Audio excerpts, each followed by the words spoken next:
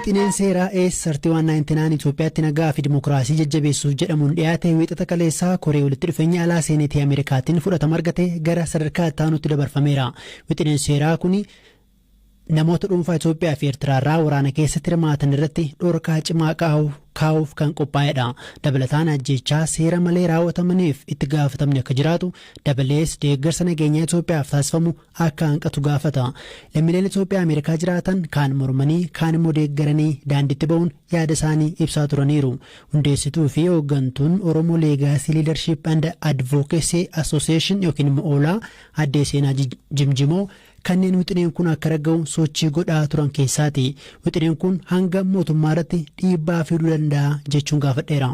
Pireezidaanti Baayiden illee tiimiin isaa fedhii guddaa akka hin qabne hin beekna. Because biiniin kun jarallee dirqamsiisee waan jedhuuf jechuudha. Sabkomitee Afrikaa urga dabree Noovembarii keessa dabree amma fuul komitee dabree jira jechuudha. Akkuma agartuu ji'a kara shanii dabree jira. So kana cufa fixeetiin anonymous votiidhaan kara mana guutuuf dabree jechuudha. Kanaafiyyuu dharraan itti aanu edes full votiidhaaf dhufa jechuu kana ta'uuf ammoo mirkanaa'uuf waggaa guutuu qaba. Tokko kan yaadatamuu qabu biiliin Itoophiyaa irratti hangana jabaa yeroo jalqabaatiif bahee jedhe never happened. Lammatammoo kaasiin dura barreeffamee jedhe hundinuu resolutionaa suniyyuu subcommittee levelitti hafee jedhe baay'inni isaa with exception to house resolution fi qaama waggaa dabre bahee jechuudha resolution suniyyuu. Wixinee seeraa kana mootummaan lammiileen ala jiran akka morman waamicha taasisaa ture. Eega wixineen kun seeneetitti darbee mootummaan yaada kennuu hin qabu. Wixineen kun waraanni Tigraay eegaluu ji'a ja'a dura taateewwan raawwatan akka qoratamu ni dirqamsiisa jechuun himti Seenaa Jimjimoo.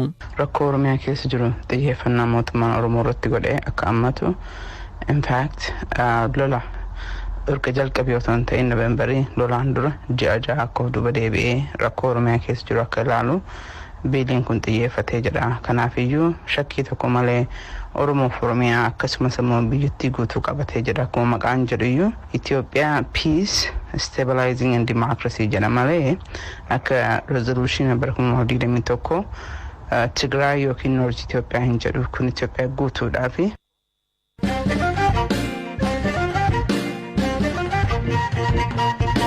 Mootummaan Itoophiyaa guyyaarraa eegalee lammiilee Saawudii Arabiyaatti rakkatanii jiran biyyatti deebisuu eegaleera. Qondaaltonni olaanoo Itoophiyaa dubartootaa fi daa'imman marsaa jalqabaatiin gara biyyaatti deebifaman buufata xiyyaaraa idil-addunyaa booletti simataniiru. Jaarmiyaan godaansa addunyaa IOM guyyaarraa lammiileen 900 gara Itoophiyaa deebifamuu ibseera. Hirphaa Gammachuu gabaasa qaba. Itoophiyaan lammiilee 10,000tti lakkaa'aman Saawud Arabiyaatti rakkina hamtuu keessa turan gara biyyaatti deebisuu eegalte. Marsaa jalqabaatiin dubartoonni fi daa'imman roobii har'aa kana buufata xiyyaara idil-addunyaa booletti qondaaltota olaanoo biyyattiin simatamaniiru. Dhaabbanni dhimma godaansaa idil-addunyaa IOM akka jedhutti waliigalatti namoonni 900 ta'an har'a Saawud Arabiyaarraa biyyatti deebifamaniiru. Lammiileen Itoophiyaa gara biyyaatti kan deebifaman manneen hidhaa fi iddoo tursiisa Saawud Arabiyaa keessatti mirga namoomaa isaanii sarbamuun gabaafamuu hordofeeti. Qondaaltonni Itoophiyaa ji'oota 11 keessatti lammiilee Itoophiyaa 100tti lakkaa'aman gara biyyaatti deebisuuf karoorfataniiru. Mootummaan Itoophiyaa dhimma lammiilee biyyattii Saawud Arabiyaa keessatti rakkina keessa jiraniif xiyyeeffannoo ga'aa hin kennine jedhamuun miidiyaalee hawaasaa irratti qeeqamaa ture. Dubbi himaan ministeera dhimma alaa Ambaasaadar Diinaa Muftii garuu kanaan duras lammiilee Itoophiyaa biyyatti deebisuun yoomuu addaan citeen beekuu jedhan. Lammiilee gara biyyaatti deebifaman dhiphina keessa turanirraa akka bayyanataniif deeggarsi taasifamu ifatti hin beekamu. Kanaan dura lammiileen Itoophiyaa Saawud Arabiyaa keessaa gara biyyaatti deebifamanii turan carraa hojii nutti tolu hin arganne jechuun battaluma sana kanneen gara biyyoota Arabootaatti deebi'an jiraachuutu yaadatama.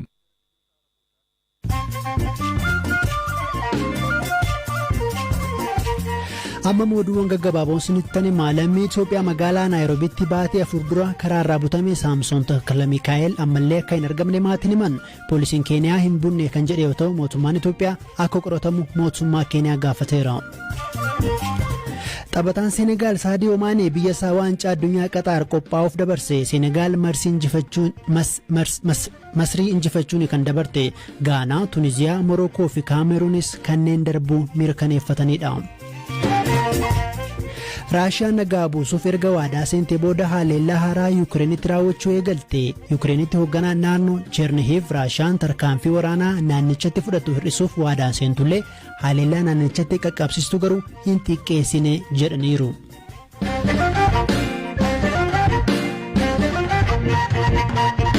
Oduu taanottan darbaa godina Shawaa Bahaa aanaa Fantaallee bakka Qorkee jedhamutti haleellaa raawwateen namoonni 20 olii ajjeefaman 15 madaa'uu mootummaan hime. Bulchaan godina Shawaa Bahaa obbo Abbaabbuu Waaqoo haleellaan kun guyyaa kaleessaa waaree booda raawwatu himanii kanneen doonis milishoota opereeshinii irra deebi'aa turan ta'uu himan. Kanneen ajjechaa kanaan shakkaman hidhattoota gama naannoo Amaaraarraa dhufanidha jedhaniiru. Naannoon Amaaraa wanti jedhee hin qabu. Jiraataan dubbisne haala ture akkanaan hima. Ijoollee baay'eetu nu bira achitti rukutamee boosa opereeshiniidhaaf boosa dhadhee osoo deedaa jiru warri Amaaraa kan Qorkeedhaa kun karratti eegee nu rukutee kana booda ijoolleen baay'een achitti nu jala hafanii humna dabalataa fudhatuudhaaf deedaa jira. Ammallee immoo ijoollee rukutamtu fidee innee dhufaa jira jedhanii ijoollee fidanii magaalatti nutti dhufan.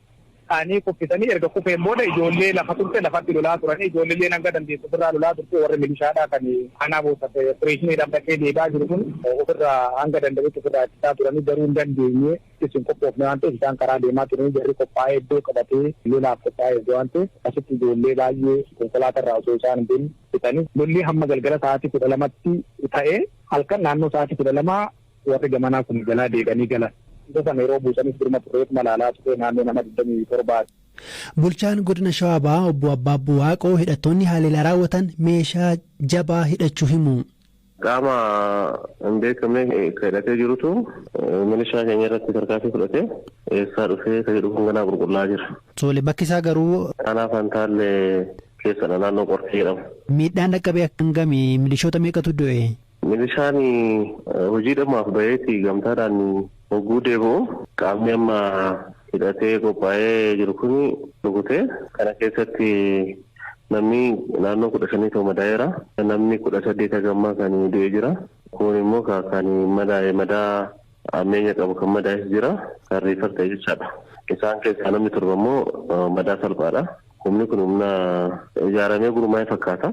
Meeshaa ammeenya qabuun rukutaa turanii karaa irratti iddoo daandii guddaa irratti eeganiituma kareessa sa'aatii booda irratti dhukaasa akkasii irratti baranii isa booda qaamni nageenya bira dabalataan galee gidduu seenee kan tasgabbeessuu danda'e. Kanaaf qaamni kun amma poolisii federaalaattis raajaan ittisa biyyaallee achitti galee opereeshinii gaggeessaa jira. Eessaa dhufee kan jedhu kana inni qulqullaa'ee jechaadha guyyaa itti aanu kana keessatti. Tole ajjechaa booda daandiin Finfinnee Jibuutii geessu cufamuusaa dhageenye dhugaadha ammoo haala akkamiirra jira? Banamee jira amma yoo sanii taateen kun kan raawwatame daandii dhumarratti waan ta'eef akka miidhaan biraa geessuu hin dandeenyeef konkolaataa gamaa gamas deemu dhaabsifne amma erga humni raajaa ittisa biyyaa galee booda daandiin banameera. Gaggeeffama jira tokkollee amma rakkoon hin jiru. Jarri haleellaa raawwatan kun ee'uudha amma akka odeeffannoo dhageenyutti hidhattoota Amaaraa kan jedhanis jiru kan kaan jedhanis jiru garuu akkasiin akka bulchaa godinaatti amma odeeffattanii jirtanitti qaamoleen kana raawwatu ittanii shakkitan ee'uudha. Amma daangaa naannoo keenyaatiif Amaaraa irratti waan ta'eef amma hidhattoota isaan keessaa finxaaleeyyii bahanii dhufan waan jiru kanadha shakkiin kan jiru malee wanni qulqullaa'ee isaan jedhamu hin jiru. Sababni isaa isaan keessaa namoonni du'an jiru. Ilaalseedhaan warri dhaqqabameetiin waan kana ragaa fiduu danda'ame hin jiru. Kanaaf inni kun qulqullaa'uu gaafata qaamni kun eenyudha kan jedhu amma daangaa warri hafe kun gara keessaatti gara naannoo isaaniitti kan dhiyeesse. Kanaaf achitti wal qabata waan jedhu shakkii dhumarraa malee qulqullaa'ee isaan jedhamu hin jiru. Foroon finxaaleeyyiidhuma isaan keessaa ijaaramanii gurmaa'anii walitti bu'iinsa sabaa uumuudhaaf deemamu jedhameeti. Tole namni 18 baay'eedha. Milishoonni sun meeshaa waraanaa qaban turanii moo leenjii dhumarra turan? Qabu. Isaanis yoo hojiirraa galu meeshaa guutuu qabu. Meeshaa gurguddoo sarkaa qabu. Kanaaf qaamni isaan irratti haleellaa banee kun meeshaa jabaadha baata jechuudha. Meeshaa gurguddoo baataniiru kan keenyatti humna guddaadha kan keenya baay'ee nama 100 oliidha kan deemu. Nama humna 100 ta'uudha kan mobba'ee deemaa jiru. Isaan keessaa nama kanarratti miidhaan kan ga'e. Kanaaf isaan keenyatti meeshaa gurguddoos qabu akkamitti miidhaan kun hundi dhufe ka jedhu qorannaa barbaachisa. Tokkoffaa jarri bootaa qabattee eeguu hin oolle waan jedhu kana shakkii qabna. Meeshaa gurguddoo iddoo iddootti qamadanii eeggachuun oolle ka jedhu kana malee humni nu qabannee deemnuu fi meeshaan nu qabannee deemnullee Kanaa miti kan biraatiyyuu silaa gahaa ture. Egaa haleellaan sun raawwatee booda naannoo Amaaraa wajjin wanta dubbattan qabdu. Gama isaaniitiin hojiin eegalamee jira qaamni kun qulqullaa'ee akka adda bahuu danda'u. Humna nageenya isaaniis inni siyaasaas hojiitti galee hojumaan qindoomina hojjechaa jirra. Soole kanneen du'an yookiin immoo rukutamanii lubbuun hafan sun hundi isaanii milishaa qofadha moo miseensonni poolisii federaalaa keessa turanii? Poolisii federaalaatti jira keessa. Xiqqaatti nama 3 ta'a poolisii federaalaa keessa jiru. Kan du'an moo? Tokko konkolaachisaa shufeera jira kan Isuzuudha. Soole konkolaatarratti rukutan jechuudha? Konkolaataa rukutan jirta. Konkolaataa osoo deemanii isaan alaa rukutan.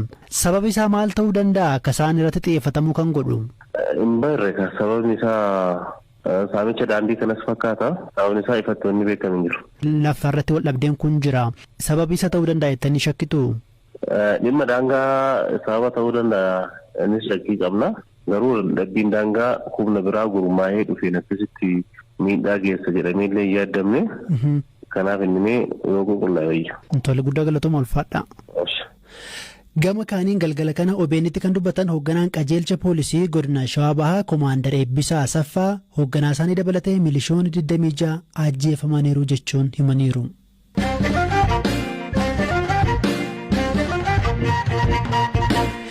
Yaa'ii waliigalaa xumura torban darbee taa'een paartiin koongireesii federaalaa Oromoo akkuma TPLF waliin godhame hidhattoota Oromiyaa keessa sossoo waliin araarri akka taasifamu gaafateera. Sochii hidhattootaa wal qabatee dhaabii keessan ija laafaa jedhamuun qeeqamaa jechuun durataa dhaabichaa Piroofeesar Mararaa Guddinaa gaafadheera. Deebii kana kennan.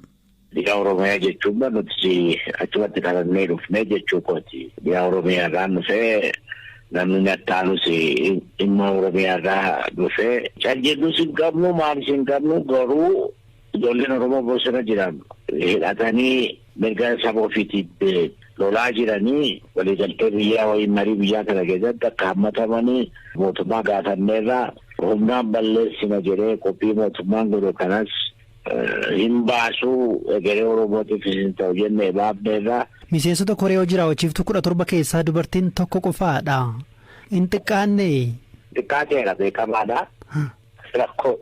Rakkoon keenya Oromiyaa gubbaatti waan deemaa jiru sinis beektu barbaadeedhaa fi dhiibbaan mootummaa irra baanee dhufuu dandeenye. Yaada keessan garuu badheera rakkoon biraa mitiidha. Dhiibbaa jiruudhaan lakkoofsi dubartoota xiqqaateedha yaadi keessan. Siyaasa amma Itoophiyaa keessa jiru akkamiin ilaaltu isin waggoota muraasa darban xiqqoo babbadee ture jettanii ammattoo waan karatti daandiitti deebi'aa jiru isin itti fakkaata akkasitti hubattu isin? Karaa keenya Itoophiyaan ammayyuu karaa qaxxaamuraa guddaa isa afaan Ingiliziitiin dangerous crossroad gubbaa jirra ammayyuu. Gama lixaa fi kibba Oromiyaa sana duratti natti himtaniittu karaa nagaan furamuu qabaa jedhama yeroo hundaa. Karaa nagaan inni jedhan kun garuu isa akkamiiti? Salphaadhaa? Eenyutu maal gochuu qaba? Salphaadha. Aanaa jennee wal balleessinee baduu barbaanne immoo karaan fagoodha. Duratti Piroofeesar Mararaa Guddinaa dhageenya dhaggeeffattoota keenyaa sagantaan BBC Afaan Oromoo roobii galgalaa xumuramaatti jira. Sagantaa kana kan isiniif dhiyeesse ammayyuu taanaadha kan qopheesse Hirphaa Gammachuudha. Guyyaa borii yookiin immoo kamisa galgala walitti deebinaa halkan gaarii.